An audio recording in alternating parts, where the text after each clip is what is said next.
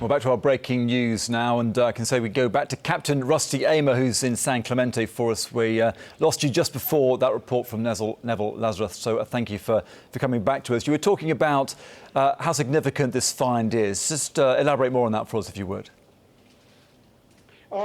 Again, this would be a significant find if this is a genuine Boeing part, a 777, and it's a very simple task to find out. I would suggest authorities to send this part immediately to Boeing Seattle, and the engineers would be able to immediately find out if this is a 777 part.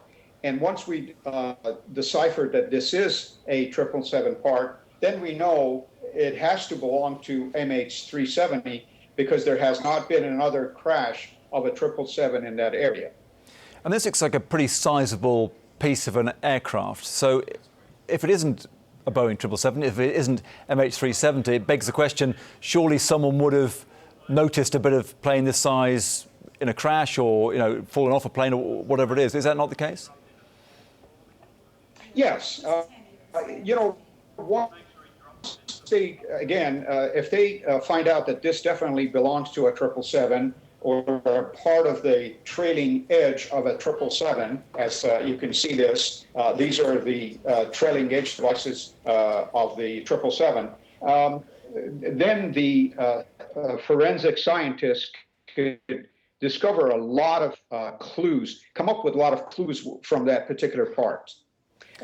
So we're basically finding the haystack first, and then after that, perhaps finding the needle in that haystack will become much easier. I mean, you say that you can sort of find out a little bit about what's happened just from this single piece. Give us a bit more detail about that. So what evidence will be apparent on this piece of wing if it is in fact from MH370? For example, the scientists, metallurgists could find out what type of impact was on this particular piece of metal.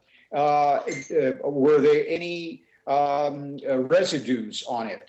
There are thousands of telltale signs that they can discover from just that part. And then also we could perhaps find a debris field backtracking on this particular part. The oceanographers could be able to find out how the current carried this aircraft, again, backtrack it to where possibly the aircraft crash landed in the water. Rusty Aimer, thank you for sharing your expertise with us this morning. It's been very, very insightful. That's aviation expert Captain Rusty Aimer, who's in San Clemente in California.